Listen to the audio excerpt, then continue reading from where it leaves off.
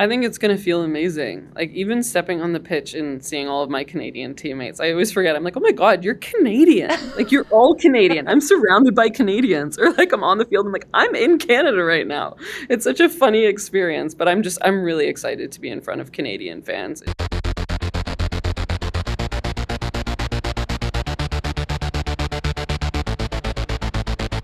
Today's guest is an Olympic gold medalist and fixture of the international soccer world, having played in the US, France, Sweden, and now in Canada's Northern Super League.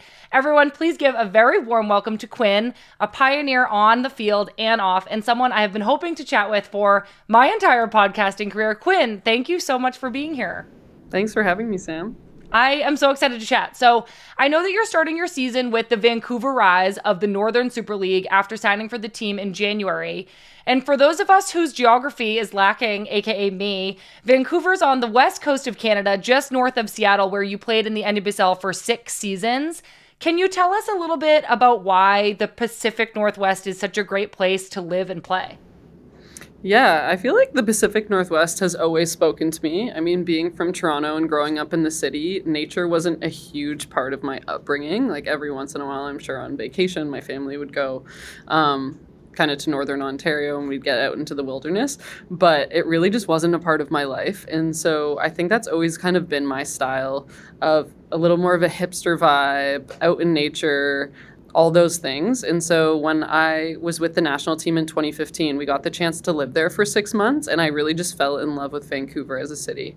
And so Seattle was the closest option in the NWSL to that. And once I moved to Seattle, I knew it was a place that I wanted to call home for a while. And so it was just such a natural fit for me to like get out on my paddleboard on a random Thursday night or be able to go and hike with my dog, sit down at great coffee shops. It really just like summarized my entire vibe. Oh my gosh, I really love the sound of that. I recently moved to Vermont. Have you ever been here? I have been to Vermont, but You during have? like a snowy snowstorm. Yeah. Yeah, so the winters are cold and very snowy, but it gives me a similar feeling. Like, I grew up in Massachusetts, not in the city, but similarly, like the outdoors was never a real part of my routine. But moving here, like, we live near a bike path and near a lake, and we're so much more connected to nature, I feel. So that answer definitely resonated with me. I did want to see if there are any like Canadian stores or snacks that you have easier access to now that you live on the Canada side again. Are you like a Tim Hortons person, or like, tell me? Oh gosh, that's an interesting one. Yeah, there are definitely some Canadian snacks that have more now. I don't know if I'm like regularly buying all of these snacks, but definitely things that are nostalgic to me. Like, I feel like there's these random President's Choice cookies that I would buy growing up. But I got a box the other day and I honestly ate the entire package in like 3 days. So obviously it speaks to me. Amazing. I love that. I feel that way with Girl Scout cookies, where I'm like, these were better when I was younger, but like every time I see them, I still buy them. They're so good. Totally. Okay, so like you mentioned, you grew up in Toronto with your parents and 3 sisters. You're a twin? I am a twin, yeah. Oh my gosh, so cool. And you've said that your family and your sisters inspired you to want to play soccer, since soccer wasn't really a big thing in Canada when you were growing up. And that feels crazy because it feels like, for me growing up, everybody in America plays soccer as a kid.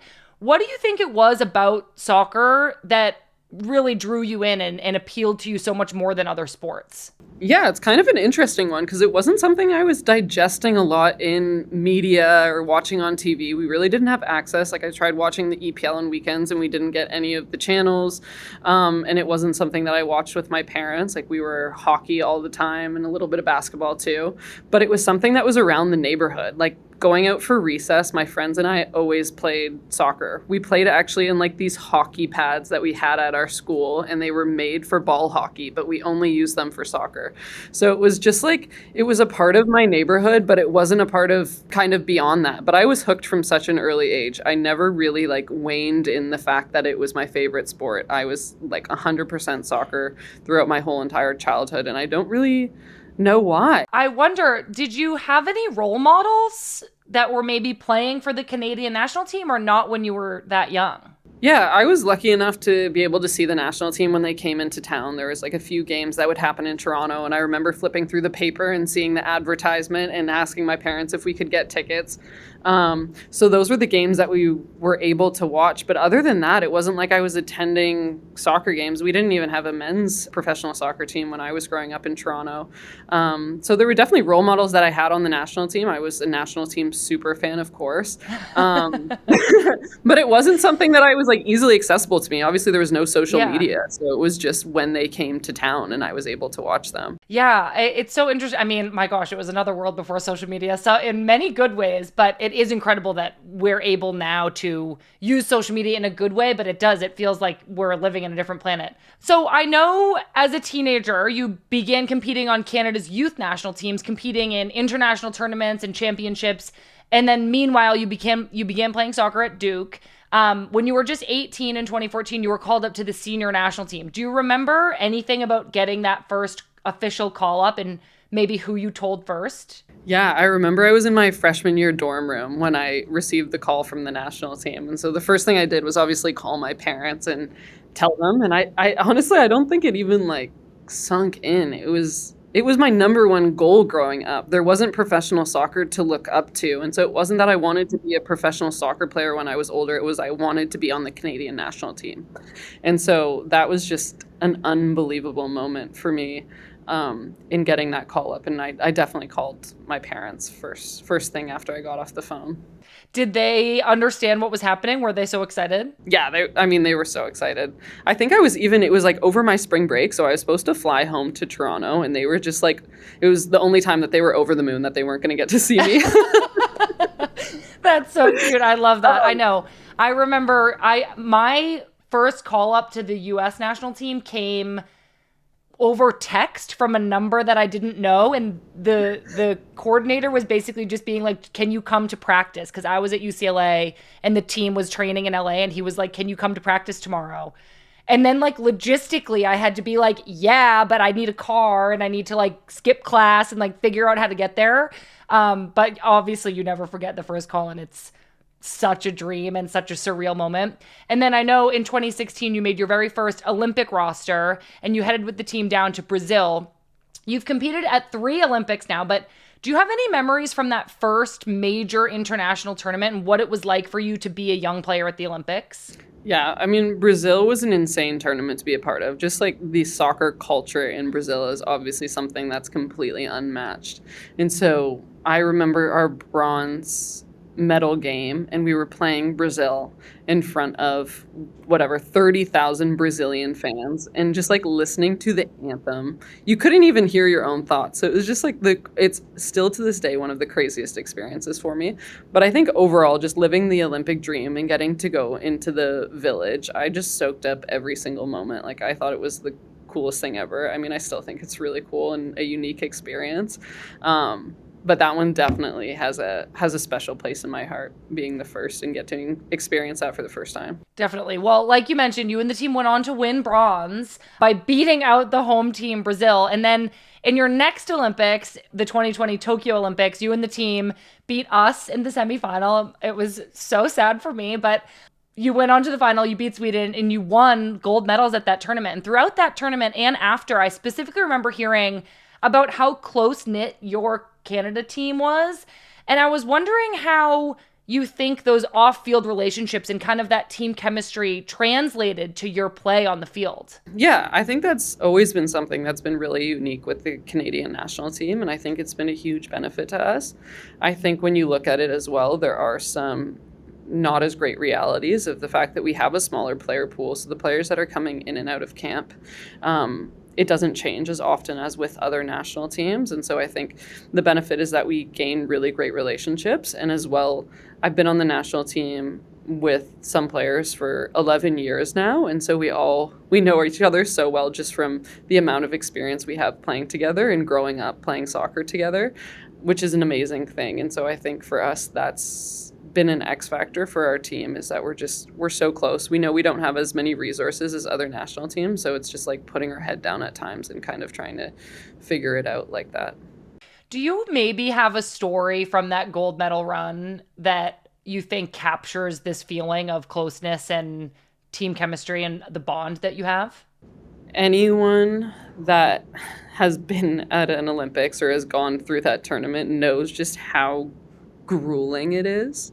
Like, really, when you look at the schedule, it's insane of how many games you have to play. And if you go into overtime, you're just like adding more minutes to your legs and how exhausting it is. And so I think, like, just by our gold medal game, we were all absolutely battered. Like, for me, I was exhausted. And so I think, like, what spoke to the closeness was we were just trying to put whoever on the field that could keep going. And it was just like this huge team effort. It wasn't about an individual player at that point, or like, it wasn't about, yeah, it looking good. We were just trying to get it done. And I feel like that was the testament of it, is we didn't care who did it as long as like it was getting accomplished. And that takes a certain group of people to be like that, which I think like spoke to our team for sure. That sounds really, really special. And I agree that on the most successful teams I've played for, at a certain point in that journey, the egos drop and you go, it's just the most important thing is that we win. So whoever starts will get the job done. And you have that trust in your teammates. That gold medal was only one part of a victory that must have felt even bigger for you. The year before the Olympic Games, you came out as transgender and non-binary, becoming the first out trans non-binary Olympian. And you spoke so much about how meaningful it was for you to live your truth on the world stage. You said, I feel proud seeing Quinn up on the lineup and on my accreditation. I feel sad knowing there were Olympians before me unable to live their truth because of this world. I feel optimistic for change in legislature, change in rules, structures, and mindsets. I can only imagine how it must have felt to have that gold medal around your neck and to stand up there in front of the whole world as your true self. I know you've said that you were nervous to come out, but what did you tell yourself to push through those feelings and to take that leap forward? Really just wanting to be my most comfortable and authentic self. It was so difficult for me for so long, knowing that I wasn't living authentically in every aspect of my life. And so it wasn't even so much as like wanting to be this presence in society or in media, more so just for me wanting to feel as comfortable as possible. I think once you realize what's comfortable for you, whether it's like the type of clothes you wear or just what feels good in any aspect, it's more difficult to go and do something that's not in alignment with that. And so that really was my first and foremost thing, was just what was going to be most comfortable for me and living my most genuine, authentic self. But definitely, like, the pressure with that, I think there's a lot of opportunity in that moment as well. And so that's why I think it was a great opportunity to just like bring light to the difficulties that trans athletes are facing and trans people in general in society. And yeah, a difficult topic for sure, but a good opportunity as well. What kind of support did you receive from your friends and teammates around those times that you chose to come out publicly? Yeah, I think like speaking earlier about the special group we have with the national team, that continued to just be an incredible experience for me. When I came out to them and their support with that whole experience. Like, I remember my first camp coming in with the national team was actually in She Believes. It was just such a seamless kind of transition for me in that environment. Like, my kit was the kit that I wanted it to be. Everyone was really great with pronouns. The staff had already gone through trainings between camps to make sure that they were ahead of the curve in making the environment as inclusive as possible. And so I think it was just a really proactive approach from everyone in that regard to make it a supportive environment for what I needed at the time, which is above and beyond what I could have ever imagined. And I'm still so appreciative of the approach that they took with that. All over the world, but especially in the US, where most of our listeners are, rights are being stripped from trans people. And not only are you and this whole community dealing with ongoing politics, but you're also competing as an athlete at the highest level of international and professional soccer. And I think when I was preparing for this interview, I wanted to make sure that I didn't, ask you to be a spokesperson for all trans people. But at the same time, I do really want this platform to be a place for players to speak on what's important to us. So I think my last question on this really is, what would your message be to other trans athletes going through life and sport in this time we're living in right now? I would say that they have a community behind them. Like there are people that are going through similar things as them, and to connect with those communities, because that for me was my biggest help kind of working my way through environments, was to connect with other trans folks and learn about their experiences and lean on that support. I think it would be ignorant to say that it's not a difficult path forward. I have the belief that there is light at the end of the tunnel, that there is upward progress in the long term. But I also have the understanding of, I don't know what the next 4 years are going to look like in terms of, trans rights in the United States, and even looking at the election in Canada.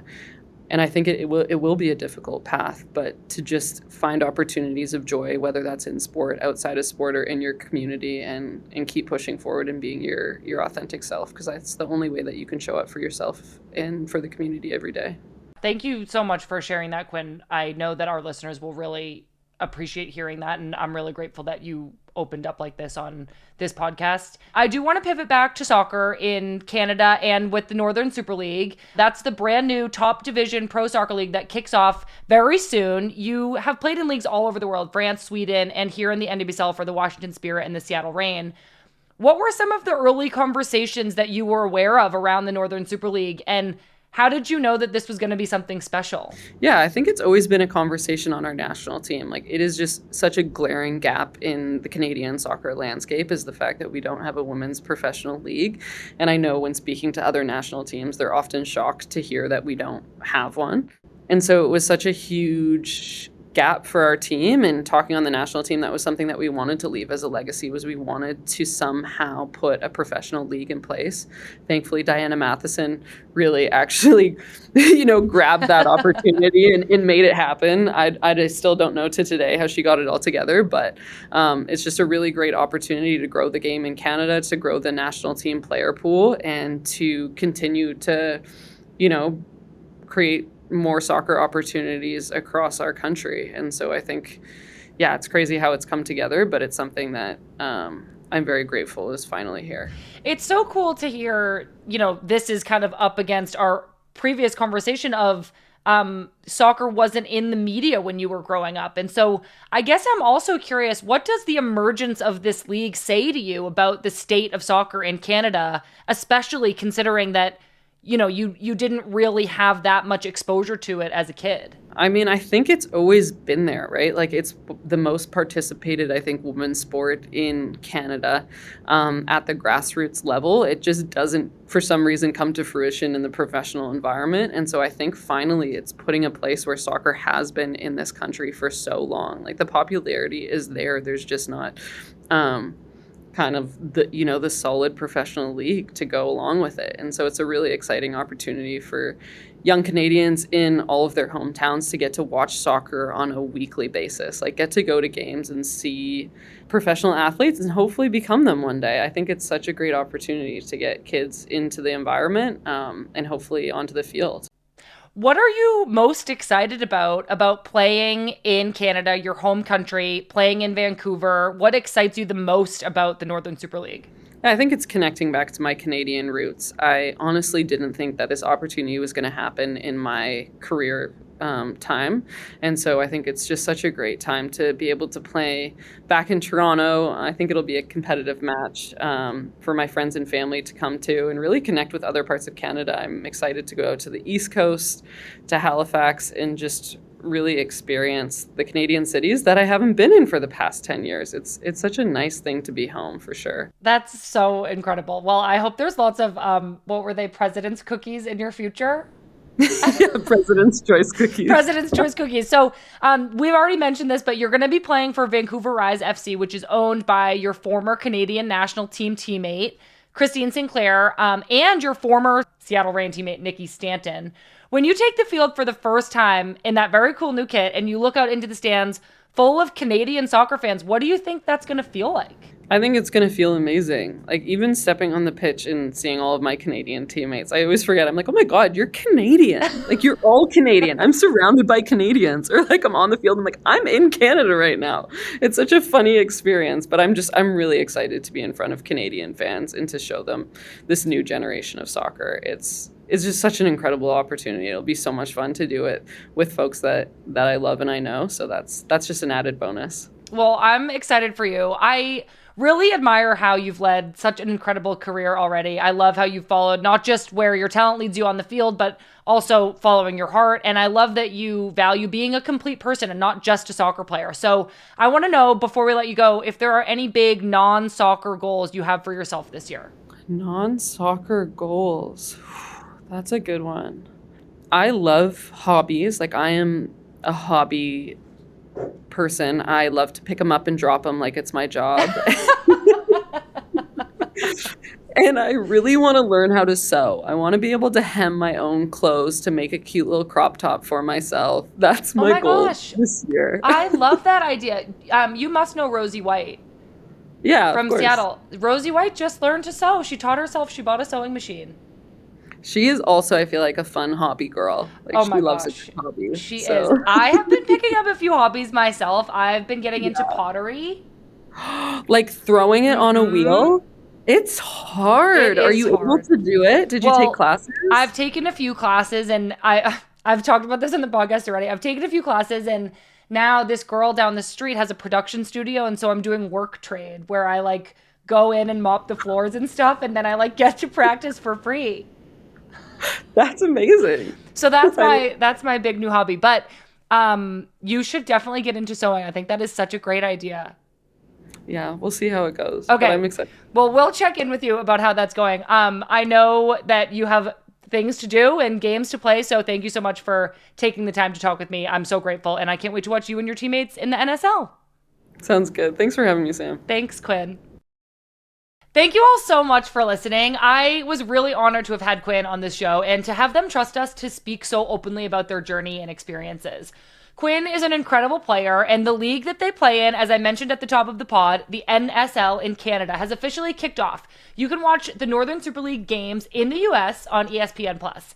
Next week's guest is one of my very best friends in the whole world, Mary Speck of the North Carolina Courage. This interview was one of the most fun and interesting I've ever gotten to do. Interviewing your friends is different and kind of surprisingly hard, but Mary has such an amazing story, and I think you all will love getting to know her a little bit better. One more thing, could everyone please take a moment and make sure that they are subscribed to our newsletter? We put out a newsletter with all the women's soccer news from around the world at the beginning of each week, and it's a really great way to stay up to date on your own time with all the things that are going on. You can find the link to subscribe by going on our Instagram page and then clicking into the link tree in the bio section. I promise, I really think you'll enjoy it. Thank you all so much for being here, and we'll see you soon.